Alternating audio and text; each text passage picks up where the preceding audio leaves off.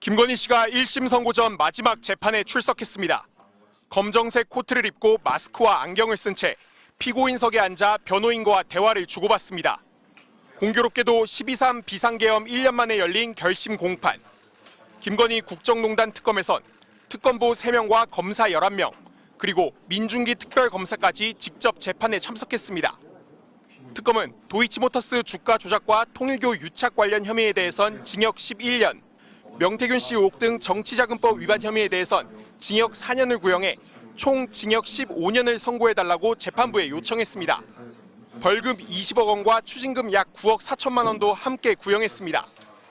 특검은 김 씨가 그동안 대한민국 법 밖에 존재해왔고 대한민국 법 위에 존재해왔다며 종교단체와 결탁해 헌법상 정교 분리 원칙을 무너뜨렸고 선거 공정성과 대의제 민주주의라는 국가 통치 시스템을 붕괴시켰다고 주장했습니다. 이어 범행을 전면 부인하고 반성의 기미가 없고 죄질이 불량한 점 등을 종합적으로 고려해야 한다고 구형 이유를 설명했습니다. 김건희 씨는 최후 진술에서 억울한 점이 많지만 잘못한 점이 많은 것 같다면서도 다툴 여지는 있는 것 같다며 법정 싸움을 이어가겠다는 뜻을 내비쳤습니다. 이어 어쨌든 국민들께 신뢰를 끼친 점은 진심으로 죄송하고 반성한다고 밝혔습니다. 김 씨는 구형 순간 고개를 숙이고 최후 진술 도중 헛웃음을 짓기도 했지만 중계에는 담기지 못했습니다. 재판부가 김 씨가 진술 거부권을 행사해 중계에 실익이 없다며 특검의 신문 중계 신청을 불허했기 때문입니다. 김건희 씨에 대한 1심 선고는 내년 1월 28일 열립니다. 특검은 내일 김건희 씨를 다시 불러 명품 수수와 매관 매직 의혹에 대해서도 조사를 이어갈 계획입니다. MBC 뉴스 김지성입니다. 지난해 5월 김건희 씨의 디올백 수수 의혹과 도이치모터스 주가 조작 의혹을 수사하던 서울중앙지검의 지휘부가 갑자기 바뀌었습니다. 이원석 당시 검찰총장이 중앙지검에 디올백 사건을 전담할 수사팀을 구성하라고 지시한 지 12일 만에 박성재 당시 법무부 장관이 송경호 지검장, 김창진 1차장, 고형곤 4차장에 대한 인사를 단행한 겁니다. 어제 단행된 검사장 인사는 제가 이에 대해서 더 말씀드리지 않겠습니다. 이후 김건희 씨는 검찰이 직접 제3의 장소로 찾아오는 특혜성 방문 조사를 받은 뒤 무혐의 처리됐습니다. 그런데 내란 특검이 미심쩍었던 검찰 인사에 김건희 씨가 연루됐을 가능성을 새롭게 포착했습니다. 윤석열 전 대통령 부부가 박 전 장관에게 김 여사 수사 의지를 보이는 검찰 지휘부를 교체하라고 부탁한 정황을 확인한 겁니다. 윤석열 전 대통령 부부의 통화 기록과 김 씨의 휴대전화 같은 증거 자료를 협조받기 위해 순직해병 특검과 김건희 국정농단 특검도 압수수색했습니다. 특검은 앞서 박 전 장관 휴대전화를 분석하는 과정에서 중앙지검 인사 직후인 지난해 5월 15일 박 전 장관이 김 씨로부터 받은 이른바 찌라시 메시지를 복원했습니다. 이 전 총장이 대통령실로부터 사퇴 요구를 받자 항의성으로 김 씨에 대한 신속 수사를 지시했고 수사팀 지휘부가 교체됐다는 취지의 내용이었습니다. 또 특검은 김건희 씨가 내 수사는 어떻게 되고 있나, 김혜경, 김정숙 여사 수사는 왜 진행이 잘 안 되느냐는 취지의 메시지를 보낸 것도 확인했습니다.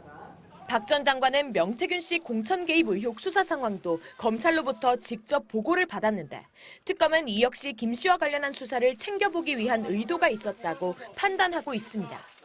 내란 특검은 김 씨의 사법 리스크를 계엄 선포의 동기 중 하나로 판단하고 박 전 장관도 이를 몰랐을 리 없다고 의심하고 있습니다. 실제로 윤 전 대통령으로부터 가정사를 계엄 선포 이유로 들었다는 증언도 있었습니다. 이 자리에서 답변 드리는 건 적절치 않은 것 같습니다. 대통령님 지극히 개인적인 부분이라고 저는 그 당시 느낌을 받았습니다.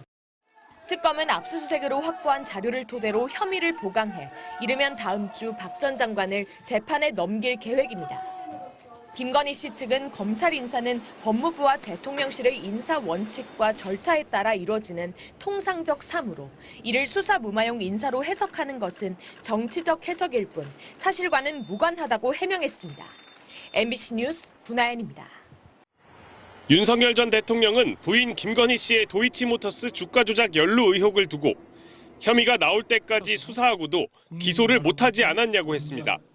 별건의 별건을 수도 없이 이어가면서 정말 어마무시하게 많은 사람들을 조사했습니다.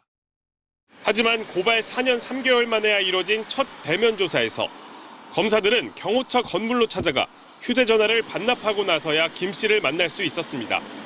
김 씨의 휴대전화나 컴퓨터는 압수수색 한 번 하지 않았습니다. 그리고 석 달 뒤 결론은 무혐의였습니다. 이렇게 질질 끌다 묻힐 뻔한 사건은 윤 전 대통령 파면 약 150일, 특검 출범 약 2달 만에 결론이 바뀌었습니다. 검찰은 방조 혐의조차 증거가 부족하다고 했지만 특검은 다른 주가 조작 세력과 공범이라고 판단했습니다. 권오수, 이종호 등과 공모하여 2010년 10월경부터 2012월 12월경까지 도이치모터스 주가 조작 범행을 함으로써 김건희 씨는 기소 직후 낸 입장문에서 변명하지 않겠다고 하면서도 마치 확정적인 사실처럼 매일 새로운 기사들이 쏟아지고 있다며 의혹들을 부인했습니다. 매관 매직 정황 등 국정농단 의혹이 하루가 멀다 하고 드러나고 있지만 구체적인 언급은 하지 않고 가장 어두운 밤에 달빛이 밝게 빛나듯이 저의 진실과 마음을 바라보며 이 시간을 견디겠다고 했습니다. 호수 위 달그림자라며 자신의 내란 혐의를 부인했던 윤 전 대통령처럼 또 달에 비유한 겁니다. 국민에 대한 사과는 심려를 끼친 이 상황이 송구하다는 말뿐이었습니다. 과거 윤 전 대통령이 대선 후보였던 시절 권력을 잡으면 우리가 안 시켜도 수사기관이 알아서 입건한다는 취지의 발언을 했던 김 씨. 오늘 입장문에선 수사하느라 고생하신 특검 검사님들께 감사하다고 말했습니다. MBC 뉴스 윤상문입니다.